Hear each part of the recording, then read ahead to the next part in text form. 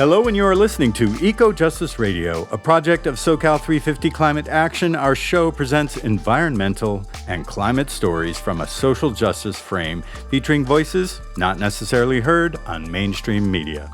Eco Justice Radio acknowledges that we record the show on the traditional territory of the Tongva and all of their relatives. Welcome. I am Jack Eidt. On today's show, designing architecture and landscapes with nature's ecological wisdom. I will be interviewing Carl Welty, ecological architect and principal of Carl Welty Architects. Carl Welty has over 35 years of experience in the field of architecture and is based in Southern California. Carl's experience includes complex projects on sensitive or difficult sites. He is known for his approaches to passive solar house design, and also a water education campus that embodies regenerative approaches to sun and water flow. He designs buildings that are twice as energy efficient as typical green architecture by incorporating simple, time-tested, climate-appropriate design principles.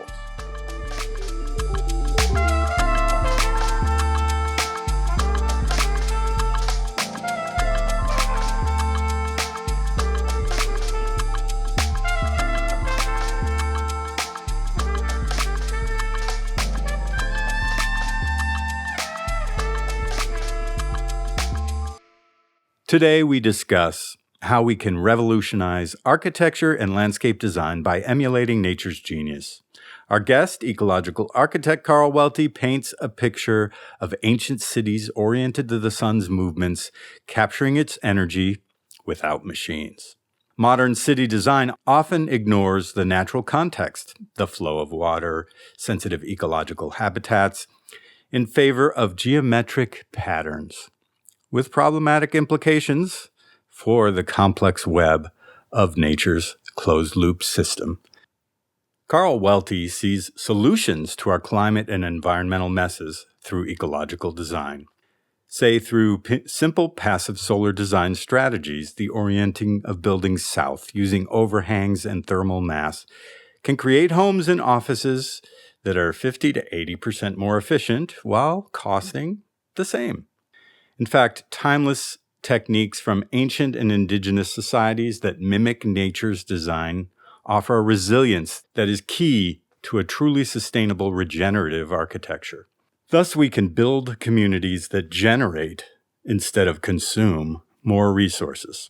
And we're talking about energy, water, and building materials. And at the same time, restore natural, native habitat. Here's a quote from Julia Watson, designer and activist, in her book Low Tech, Design by Radical Indigenism.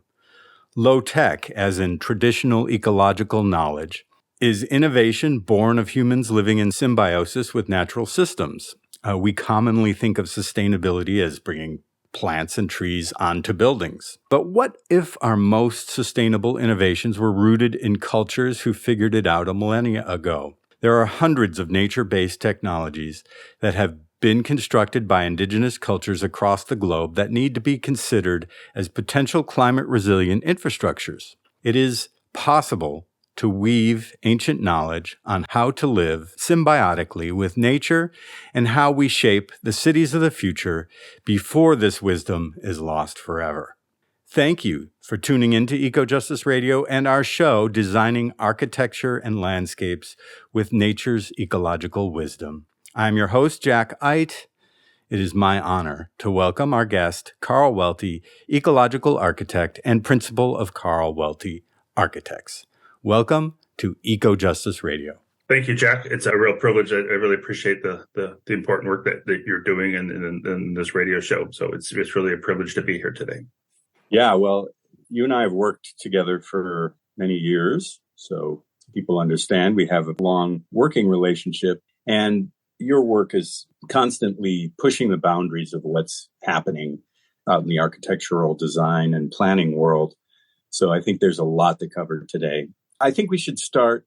Can you give us a sense what is meant by nature-based design? I mean, it sounds obvious, but it isn't obvious when we get into how things are done. Yeah. So for me, the idea of nature-based design is something as simple as what we know, what is called passive solar, or designing buildings to work in a very practical way with the local climate.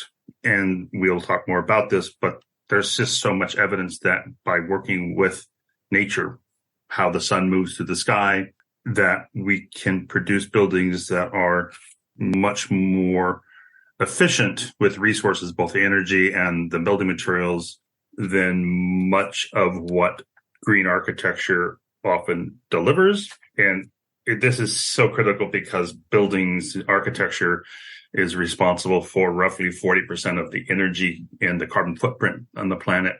And if we can make buildings that are 50 to 80% more efficient than normal baseline and do it without increasing cost, this is how we are going to make an ecological and low carbon future. Absolutely. So a lot of your work is focused on how you call it zero energy architecture. Can you talk about solar oriented communities from antiquity?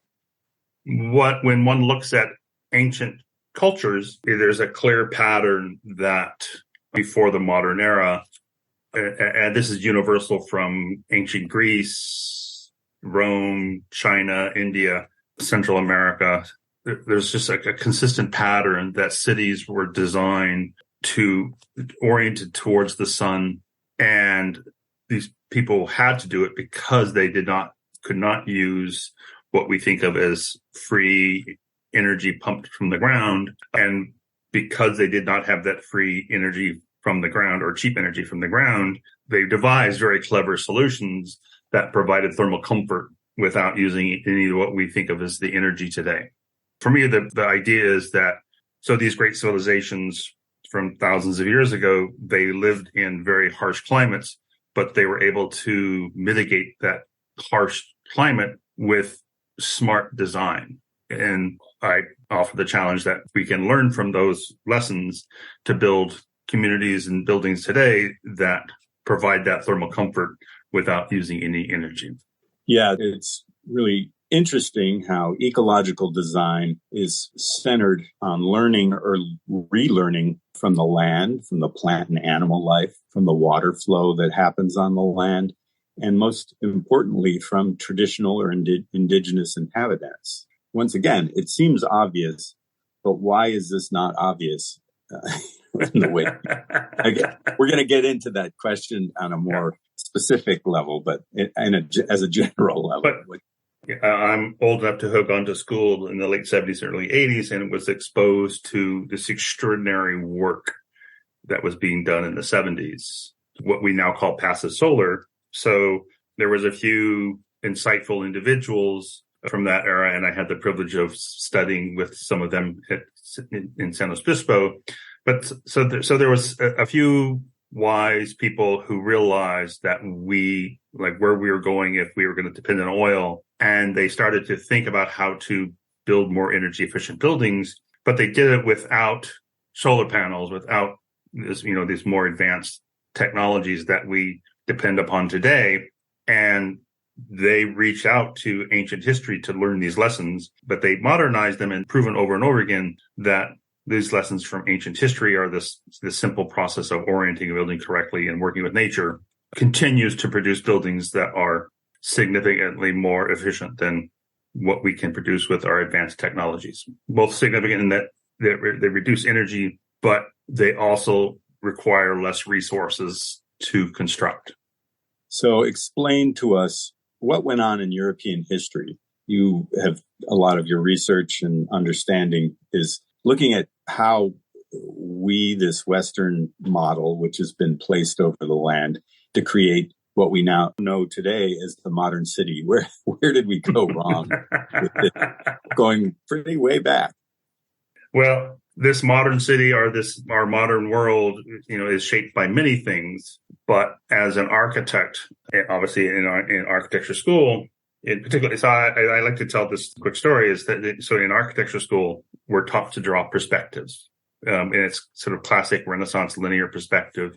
But we're also taught that this is how we see the world. This is not just an artistic idea, but it's like fact. It's like God gave us this. It's a God-given rational system that's given to us. But from reading perhaps too much history for an architecture student, I came across this great point that the rules that we've been taught how to draw perspective was invented in 1413, or it was codified in 1413 by Brunelleschi, an important Renaissance architect. For me, I realized, so if this was invented by one person, then it's not given to us by God, but it's a conceptual framework it's from us. And we could say much more about that. But specifically, its impact on art and architecture is obvious and I think quite known.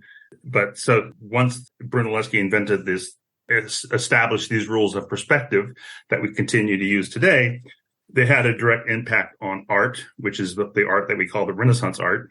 But it's also had an enormous impact on architecture and urban design. So the what we think of as a beautiful city like Paris, the boulevards with buildings that are the same height on each side and an avenue with an object at the end.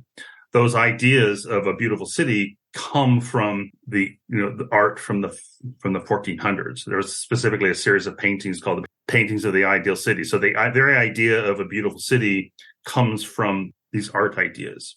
But from there, when we get in the habit of designing cities and communities based on a geometric pattern that's overlaid over nature, but in a way that ignores nature. So you have, like, for me, a really extreme example is the radial design, like in the Epcot Center from Disney. So you have this radial, almost like carpet design that's overlaid over nature without any consideration for the topography or how the sun moves through the sky. Yeah, and that radial design is found in a lot of U.S. cities. I know that Detroit was originally designed with that radial sense, right, coming from the river there, going outward. Washington, D.C., I think, too. It has been the model for beautiful cities since the Renaissance. I think this is a good context to say this. Lewis Mumford, who was an urbanist, who's considered the father of American urban sociology. So somebody who's thought much about cities and how cities shape people. But there's this great point from Lewis Mumford, and he says that Paris, this city that is the model of beautiful city, the design of Paris comes from two things. One is Napoleon's need to march his armies down large boulevards to control the population, and the spatial concept from Renaissance perspective. So I love to make a point from Lewis Mumford, who is absolutely known as somebody who has thought deeply about how cities impact people in our civilization.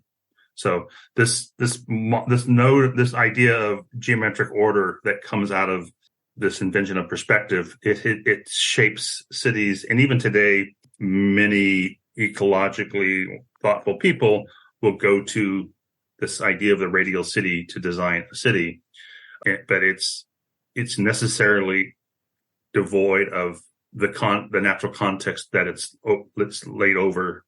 So this pattern is laid over nature without consideration for things. And in closing, if you think about it, like an ancient Greek city that the streets are all east and west, and that allows homes to be oriented correctly, with a radial city, only 33% of if you can imagine the bicycle wheel, and there's only small angles that within these four quadrants that have that optimal orientation. So in short, in a radial city, only a third of the lots have anywhere near optimal orientation.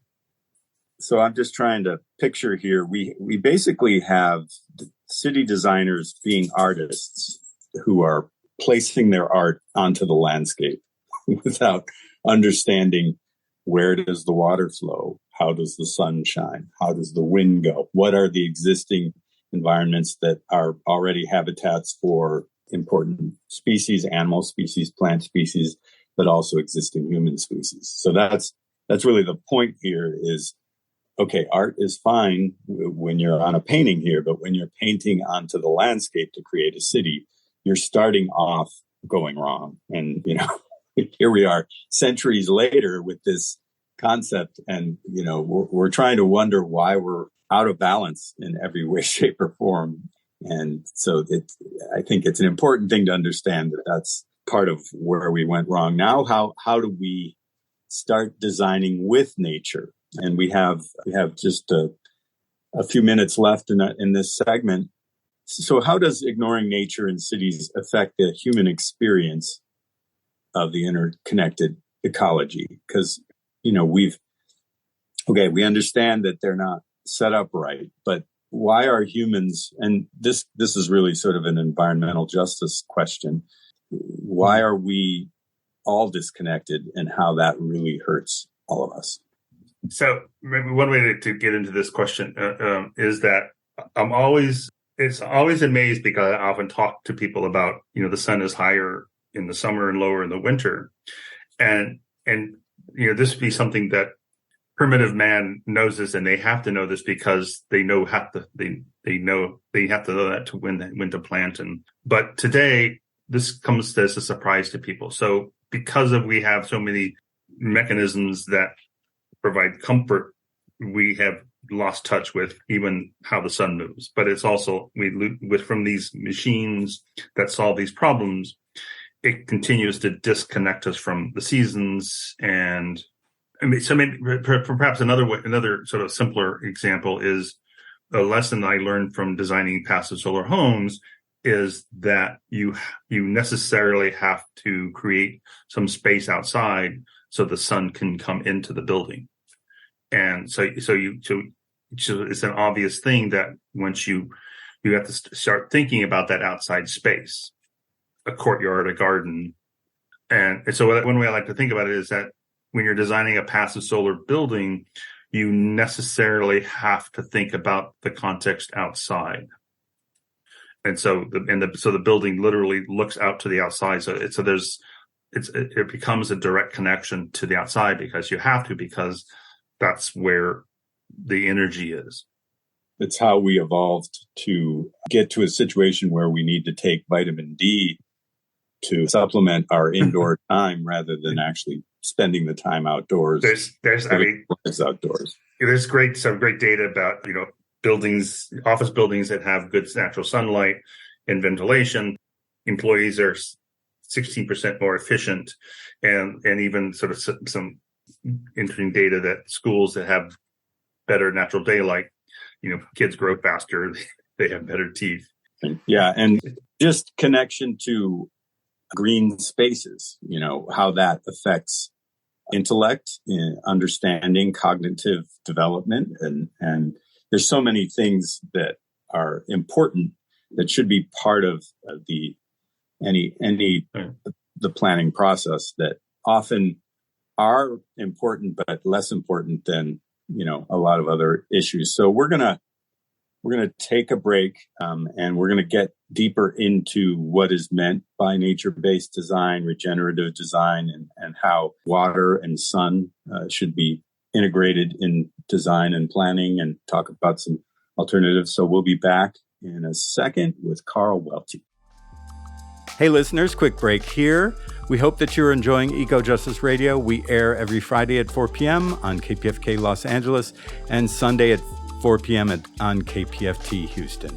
Stay connected by subscribing to Eco Justice Radio on all major podcast apps, and visit our website, ecojusticeradio.org, to check out previous shows and guests and get connected with us on social media. For an extended version of this interview, as well as other benefits, we encourage you to become a member of our Patreon. Today, you are listening to Designing Architecture and Landscapes with Nature's Ecological Wisdom.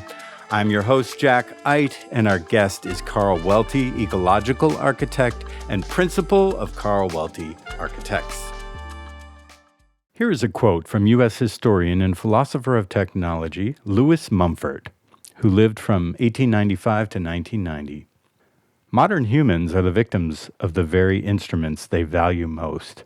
Every gain in power, every mastery of natural forces, every scientific addition to knowledge has proven potentially dangerous because it has not been accompanied by equal gains in self-understanding and self-discipline.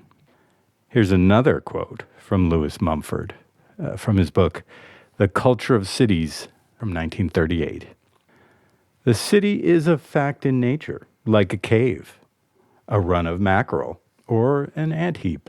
But it is also a conscious work of art, and it holds within its communal framework many simpler and more personal forms of art.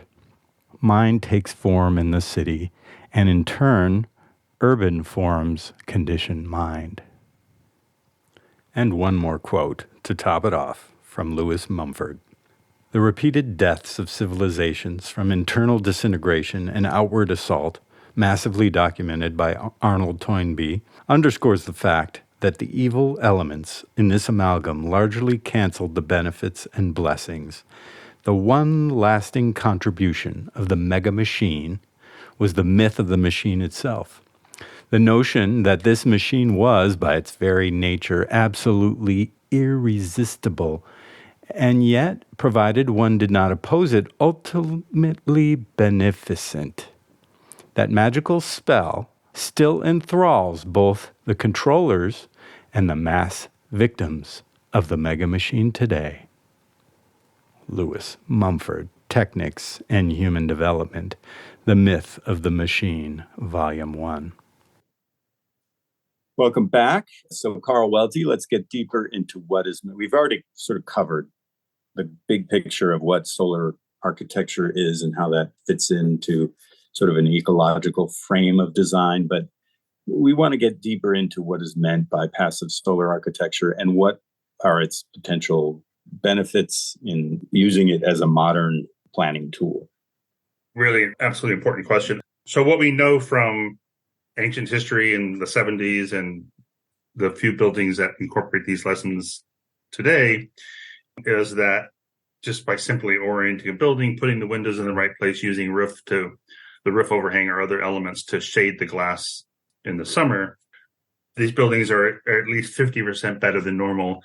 And this extraordinarily, high performance is obtained without increasing the cost from a normal building. This is not advanced technologies that cost more money to give us 25 or 30% better than normal.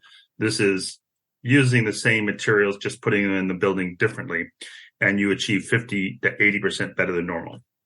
Reducing the energy requirements is obviously, then the operational cost of the building over the life of the building is, let's say, just half. And for me, this is a really important part of environmental justice, is that if we can make affordable housing or buildings that are using less energy, then the money that's normally spent on monthly energy bills and repairs and replacement equipment obviously reduces the cost of the building. Therefore, we can build more. So this, to me, it's so connected to justice or fair housing, because we can allow us to make more buildings that are providing this comfort for less money, not just less money to build, but less money over the life of the building.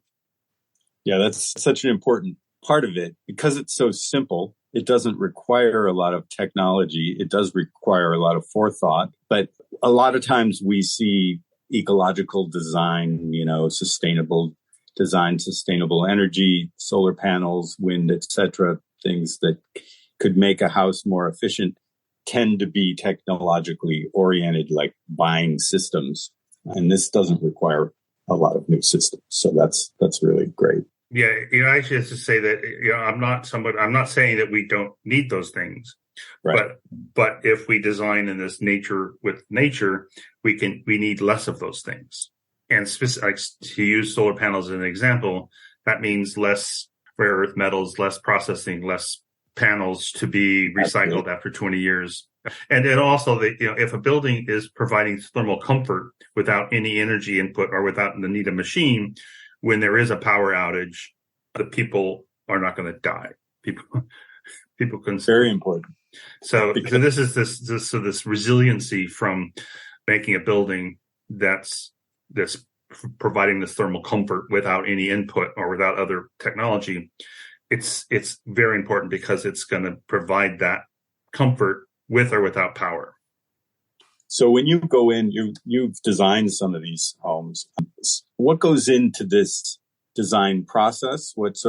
How are you looking at when you're going to design a house? This is from a house from scratch. Say it's a new house. And how can the building shell be designed to be an integrated energy system? So I like this idea, the designing of a passive home or a passive solar home or a building. The first step is the orientation. And there's some rule of thumbs where you put your windows, but most of the windows, you want to put most of your windows facing south, which if one's had a basic class on passive solar, what you learn is that you only need 10% of the floor area in south facing glass. So it doesn't need to be a lot of glass. So again, it's sort of a simple thing. So it's putting the windows in the right place, and using architectural features, roofs to keep the summer sun out, let the winter sun in. And then you have to have, then you need some thermal mass concrete or something inside that absorbs that heat energy through each day. But so the why I think of it as an energy system. So house designed in this way, the windows are not just windows to look out, and the roof is not just as a style, but the entire envelope is working in concert to perform, to absorb energy or to expel energy in the summer. So this is what I think. I think of it as the building shell itself is the energy system, but this is an energy system unlike an air conditioning system or solar panels. This is an energy system that really requires zero to no maintenance for 100 years. So no, it's not. You don't replace the solar panel. It's like the panels don't have to be replaced, every 20 years, or the machines have to there's no life. There's no, this is a system that's good for 100 years with very little repair. And you had said to me, you put it sort of quick in understanding this process. The sun rises in the east, the sun sets in the west. How is that? You had a quick way of explaining what goes into this. Well, this principle of this, the clue from nature, or the gift from nature, that the sun, what we know is the sun rises in the east and sets in the west, and it's lower in the winter and higher in the summer. And with knowing that, then you can design your roof overhang to prevent the sun from coming in the summer, but let the sun in the winter. But so specifically in the Los Angeles area, the summer sun's about 72 degrees. The winter sun's about 37 degrees. So you can quickly calculate how much roof overhang you need to shade the glass in the summer. And when you do that, then you're reducing, almost eliminate the heat gain from the sun, which then means it's easier to cool the house using nighttime ventilation. Yeah. So can you give us some examples of either work that you've done or work that's inspired you or that proves your point out there? Yes. So a house I designed in Santa Monica, which was certified LEED Platinum, for a couple who are retired doctors. They wanted a passive solar house because for health reasons they didn't want.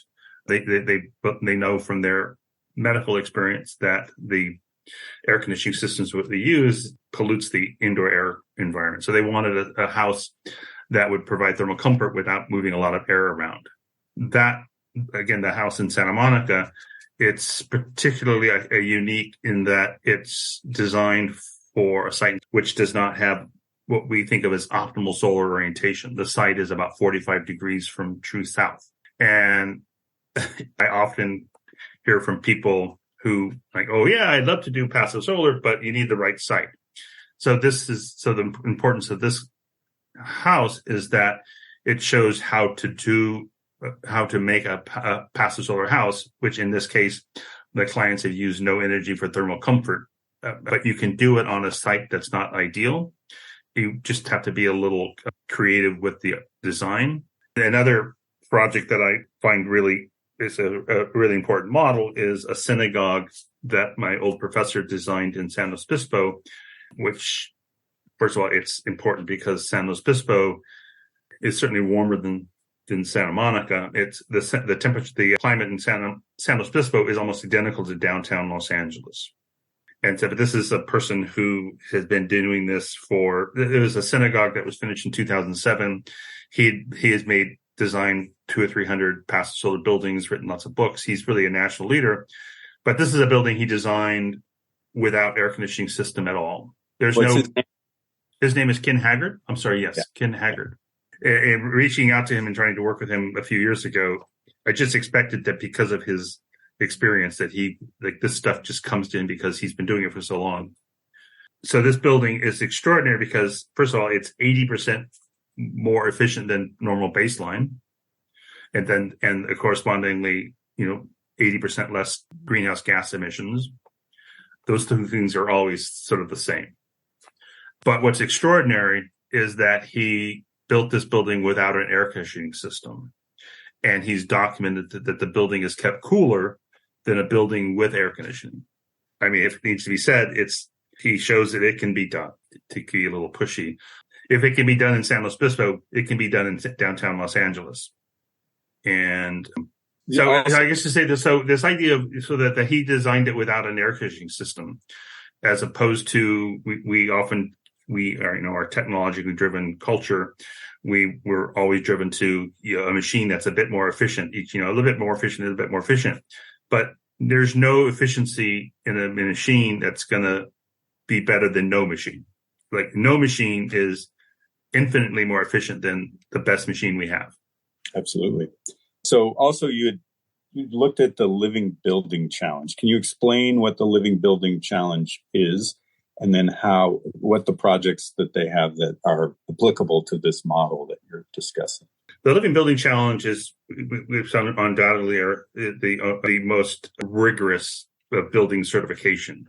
It's in short, so the Living Building Challenge, to be what we call fully certified, there's 7 categories.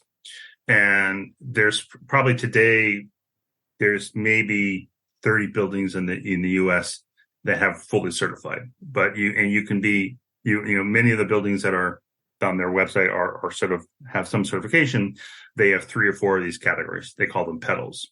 But it is, so some people describe it as LEED platinum on steroids. So the Living Building LEED. Just explain what LEED platinum is real quick. So LEED is what people think, LEED is the building certification, environmental design certification that more people know about. It's the most commonly known green building certification process. And LEED platinum is, so LEED is this, there's just LEED certification, LEED, silver, gold, and platinum. So platinum is the highest level of LEED certification.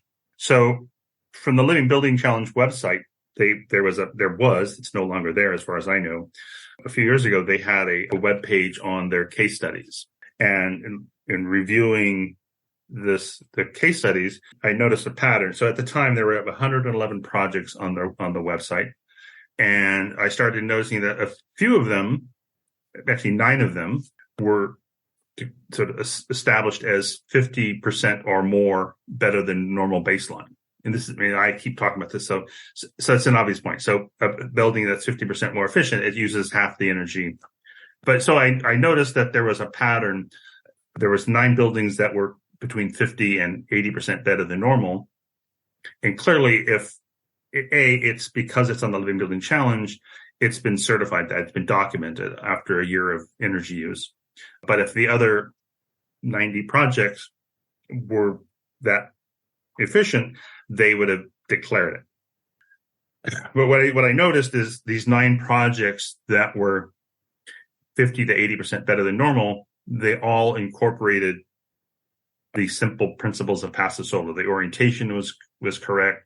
They used, most of the windows are on the south, and they use roof overhangs or architectural elements to shade the glass. So for me, it's another part of the evidence that these principles, they really work. And in these 9 projects, they are projects that are, there's one in Hawaii, there's some on the East Coast in the hot, humid environment of the East Coast, and there's some in, in Colorado, in parts of the U.S. that's colder. So these principles work across all climate zones. Yeah, interesting. So can you explain, I think another important aspect of passive solar design is the wind, the breezes, how to capture that breezes. It's part of the cooling aspect. Can you explain Persian wind cooling towers from antiquity and how they could be used today? I just paused because one can Google Persian wind cooling towers, and they're extraordinarily beautiful. And there's some are still functioning. So Persian wind cooling towers, first of all, maybe just say that these some sort of ventilation systems, they were used throughout the ancient world, but Persian wind cooling towers are kind of the most known. But they're simply a tower on a building that work because heat rises. So for me, the cleanest idea, and again, if one Googles Persian wind cooling towers and clicks on pictures, there's a really great diagram showing how it works, which is, so you have a house with a tower, and there's a basement with a well. So there's moisture, the water coming into the basement, and then they pull air in from some distance. So the air comes through this tunnel underground, which is then cooled because the ground is cooler, and comes into the basement where there's the cool water, and that cool air is drawn up through the house from the wind cooling tower. But there's also they're extraordinarly beautiful. The Persians started building these 3,000 years ago. Some of the oldest cooling towers, Persian wind cooling towers, are 600 to 800 years old, and they still function. They're still providing thermal comfort. And for me, this is, I love it to think of it as, like that, that's really resiliency. So this is a system that's helping to keep the house cool, and it has not been fixed and repaired, replaced in 800 years. So that's a whole lot better than replacing your air conditioning every 20, 25 years. And so this is, it's a fun point, but so to me, this is just an example of this working with nature. And these systems from ancient history, they are necessarily resilient, and they're like, show me a machine that's 800 years old that still works, that hasn't had to be replaced. So and there's many more examples of this working with nature. These systems require little or no fixing, and replacement. It's just extraordinary, and these are lessons that can be incorporated into our modern architecture. And perhaps we want to talk about it later, but a building I designed for the Chena Basin Water Conservation District. It's a wonderful building that can be, people can see it on my website and or visit it, because it's a really great garden that's open to the public. But I incorporated a wind cooling tower with a garden, which is again the lessons from ancient history, is you combine wind cooling towers with a garden, and you can create this natural ventilation and natural cooling. Yeah, you also had wind catchers from Hyderabad, India. Is that basically the same concept, or is that a different? They're different, and they're usually smaller, and they're also extraordinarily beautiful. There's this great picture from a photograph from early 20th century Hyderabad, and the city looks probably like it had looked for hundreds of years. And so you can imagine a primitive, so this old city with masonry buildings, and every home has this small tower that juts up from the building, and this really dramatic, almost like a kite, a sail angled up. And they're really beautiful. And architecturally, there's enormous potential to make really cool forms, but they are. So you imagine a small chimney that comes up from the building, and a kite or sail that captures the wind and draws it into the home. So there are similar principles, just a little bit different application. I also just recently learned that there's a tradition in China designing courtyards that facilitate this ventilation. So these are really great architectural features that can be incorporated into modern architecture. Absolutely. So we're going to take a break, and in our third segment, we're going to talk about water management integrated with this solar, because we've talked about wind and sun and there's also water, and talk about some more examples with Carl Welty. So we'll be back shortly. Hey listeners, quick break here. We hope that you're enjoying Eco Justice Radio. We air every Friday at 4 p.m. on KPFK Los Angeles and Sunday at 4 p.m. on KPFT Houston.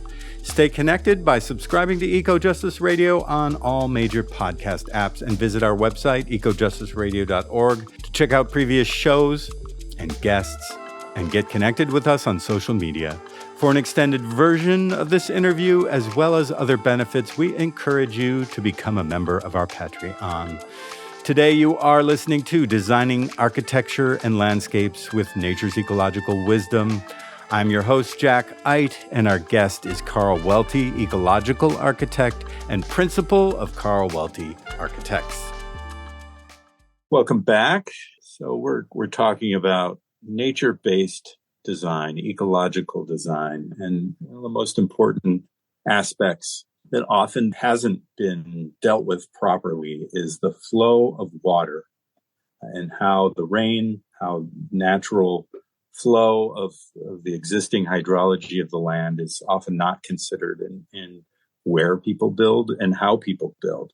So what about nature-based water management integrated with architecture? What examples do we have from antiquity that show how these ancient societies were dealing with their water?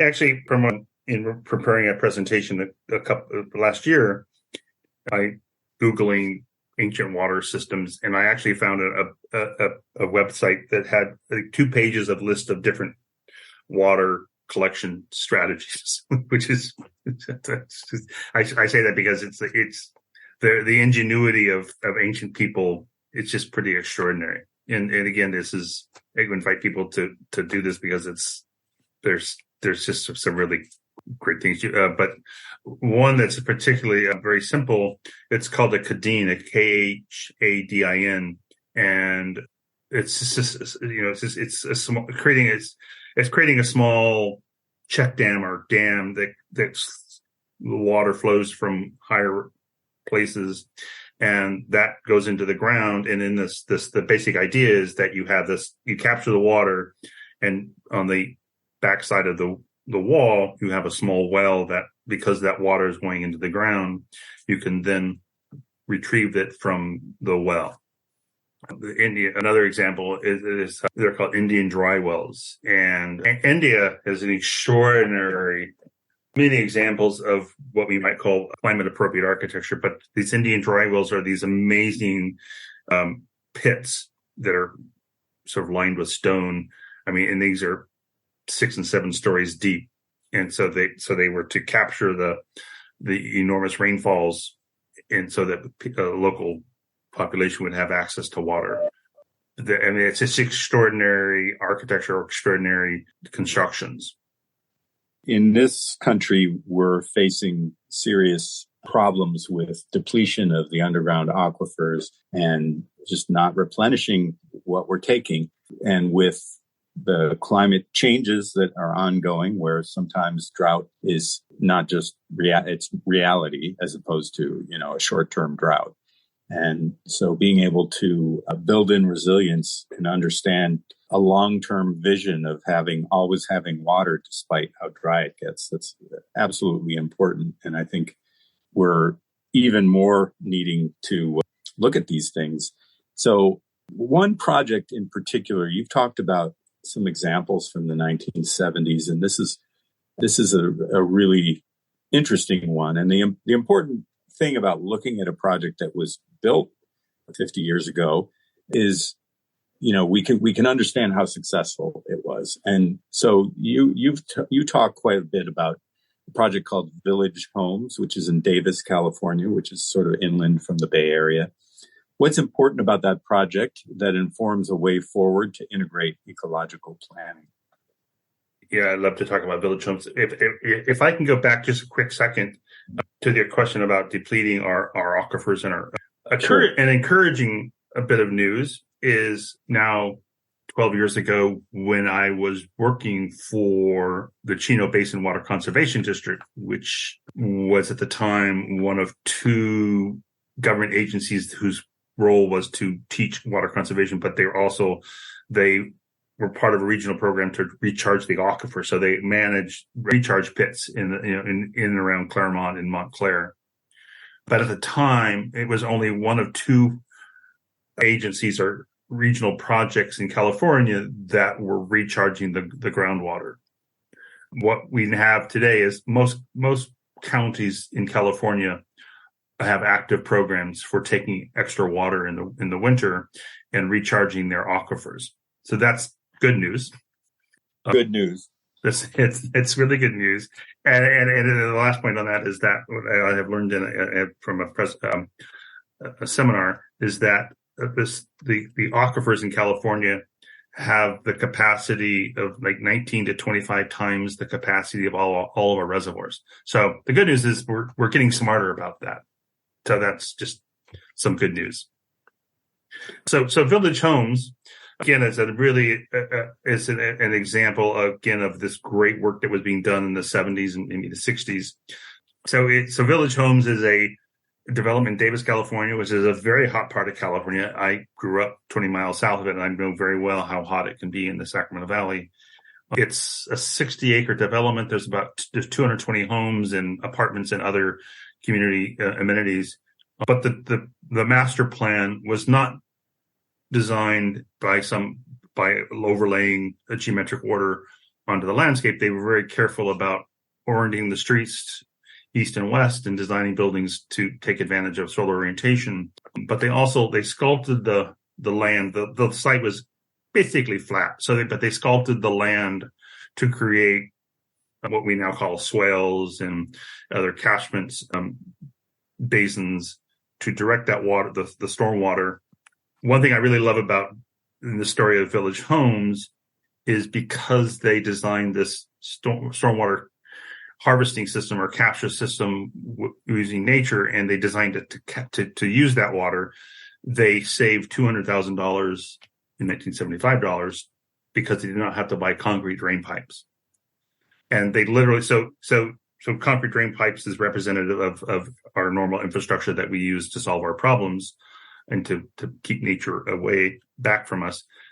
So they said the $200,000 they saved on concrete drain pipes, they purchased 300 fruit trees. So those 300 fruit trees combined with the well-designed water capture system, the swells and the ponds, have created, the way I think about it is, so the designers and developers, Judy and Michael Corbett, and this is to me what the key of ecological regenerative design is.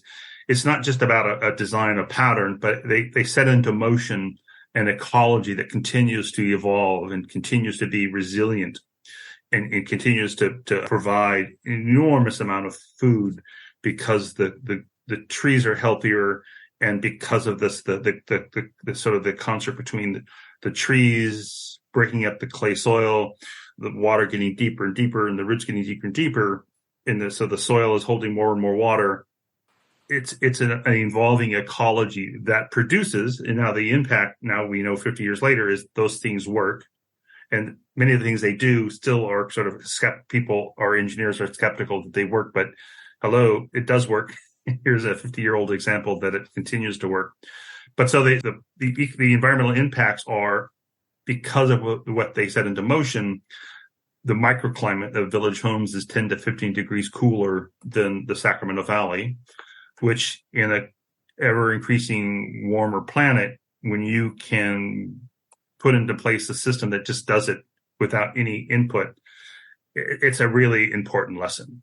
So the microclimate is 10 to 15 degrees cooler. There's the shade. The trees are producing enormous amount of fruit, and there's also community gardens. So many people in Village Homes still don't have air conditioning, and it's an extraordinarily sort of successful ecology that they set into motion. I like to think of it as an ecology, not just a design, but it's a system that continues to just get better over years. Well, this begs the question, because some people might say, well, these were single family homes spread out in sort of a, what was popular then, and maybe there's multiple types of units, but how can this become something is this just a privileged thing where they had enough land to integrate space and fruit trees and all this? How can this model be used in a more justice-based, fruit trees for all concept, not just the privileged few who live in a neighborhood there? Yeah, it absolutely is. The density is from the 70s, though the units per acre was significantly higher than the contemporary sort of standard. But they also, they included in their plan what they call forever apartments. So even they're aware of providing affordable housing. That being said, the challenge. So for me, clearly, Village Homes provides a model for how to do things working with nature and demonstratable benefits. But the challenge is, how do we do that with increased density? It is a challenge, but it's a challenge that is still an important model, but has to be adapted for today. So increasing density is an important part of, but it's doable. Yeah, I think the natural question past that is, how can we implement? So this Village Homes, we're talking about new construction, but we have a built environment that is really the problem out there, that has been built in a way that is not ecologically oriented and is part of the problem of our climate issues and also our disconnection from nature, our destruction of environmental ecological habitats and the wildlife. So how can we implement an ecological design retrofit for cities as well, including individual homes, buildings, offices, and culture and commercial space? Yeah, another really important. It's to that question. I think something it's really true. Is this idea that the greenest building is the building not built, or if we can make the most of the existing buildings and make them more energy efficient, you're doubling the efficiency of it. So that being said, but the idea of retrofitting buildings, for me, partly comes from talking as an environmentally sort of energy conscious architect and talking about the benefits of passive solar in these natural systems. A really common response is, yes, you need the perfect site, which we've already discussed, and you don't. But also people, they're like, well, what do we do about existing buildings? And so my answer to that question is, you can retrofit existing buildings, but particularly I've been developing an initiative and easily documentable, and people, if they're interested, they can reach out and we can talk about this. But for me, the model case study is older industrial buildings, and we all know these buildings. So there's buildings that are 11 to 20,000 square feet or sometimes bigger. But so these industrial commercial buildings from the 60s, 70s, and 80s, they're uninsulated concrete buildings. And the conventional wisdom is these are buildings that it's impossible to make them energy efficient because the concrete there's no insulation value. So conventional wisdom is you need some sort of efficient machine to keep them cool. The natural systems, nature-based solution is you wrap the building with insulation, and it can be done for about the same cost as a efficient cooling system. So once you wrap the building with insulation, now that concrete, which is a liability or hard to keep the energy in, it becomes this enormous asset as a thermal mass. So you insulate the building, wrap the building with insulation, and you vent it at night, so that concrete that was where all the energy sort of left the building, it now becomes thermal mass. So it's chilled at night. And when it's cool, after being cooled at night, then through the day, that concrete absorbs heat and then to be expelled again to the next evening. So this is very doable, very cost effective. And as we said before, once you do this is the building that will be efficient for another 100 years.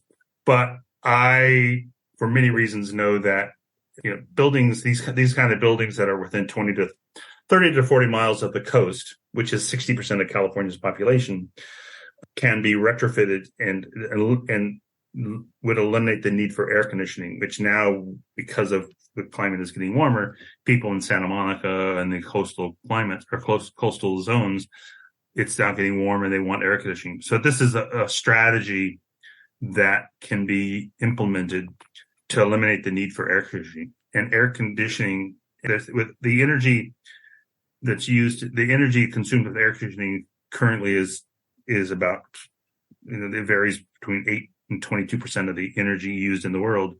But there's a double sort of problem with air conditioning, is there's also greenhouse gases that are leaked from the refrigerants. So by converting these buildings, you kind of get a double benefit from the energy saved and also the need for machines to be replaced. Anyway, so it is possible to retrofit these buildings, and also like the wind catchers from Hyderabad are something that can be really added to an existing building. They're very cool and beautiful, but they can also would be part of venting the buildings to reduce the need for air conditioning. So it is possible to retrofit buildings. But there's definitely a cost involved with that. And how do we make it? I mean, there are a lot of ways to finance upgrades of your homes. Does government and, nonprofits and different things, do any of them have this on their radar as something that people could apply to how to upgrade? Because my sense is if you give someone, we have the choice of wrapping with insulation your house and putting on an AC air conditioner, they'll be like, well, of course I'm going to get the air conditioner, right? Same cost, and then I'll get cool air, right? So how do we get the world to work to understand some of these very clear points that you're making to be implemented as government policy? Well, I think the first step is that shows like this, where we can actually get the word out that it's possible, and to people to understand that it's not just a fringe thing. It is really doable. And again, the synagogue that my professor Ken Haggard designed in San Luis Obispo shows that you can make a building in a warm part of California without air conditioning. So it's been done. The Persians did it thousands of years ago. The state of California gives you rebates for solar panels. They give you rebates for batteries. And this is the big third rail. Tesla and other companies that make money off these machines have convinced the state of California to give rebates, but systems that are more cost effective and more resilient, where nobody makes money from, are neglected by the state and by our industries. Yeah, I think we'll have to leave that concept there, that we still have a lot of work to do. How can people follow your work, get in touch with you, see what you're up to? Always happy to share these ideas and talk to people who want to build a greener world cost effectively.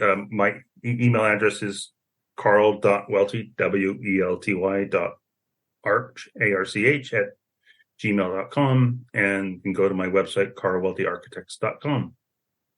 Great. Well, we're going to extend this discussion on our other channels that you can find on our website, but we really appreciate you speaking with us, Carl, and keep up the great work. We need to clone you out there. We need a lot more of this important connection between antiquity, the basic lessons that humanity understood about being connected with the world around them, that we just need to be utilizing this or re-understanding this knowledge. And I appreciate all of the work that you're doing to advance that.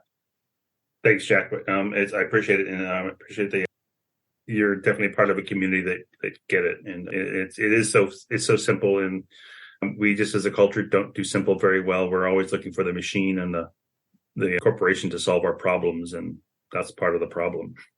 Hear, hear. Thank you to our guest, Carl Welty. And thank you to our listeners for joining us. This has been Designing Architecture and Landscapes with Nature's Ecological Wisdom. For an extended version of this interview, become a member of our Patreon or visit our website at ecojusticeradio.org. Please connect with us on social media at EcoJustice Radio, SoCal350, and Adventures in Waste. If you like what you have heard and you want others to be informed, well, subscribe and share the episodes and help us continue our efforts by joining our Patreon or making a tax-deductible donation to the show.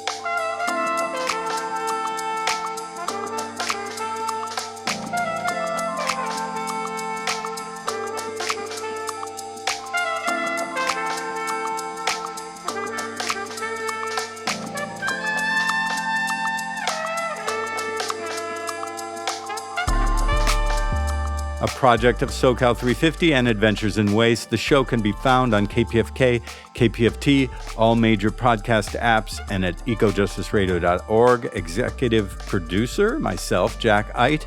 Producer and co-host, Jessica Aldridge. Co-host, Carrie Kim. And engineer and original music by Blake Quake Beats. And until next time, remember, the power is yours.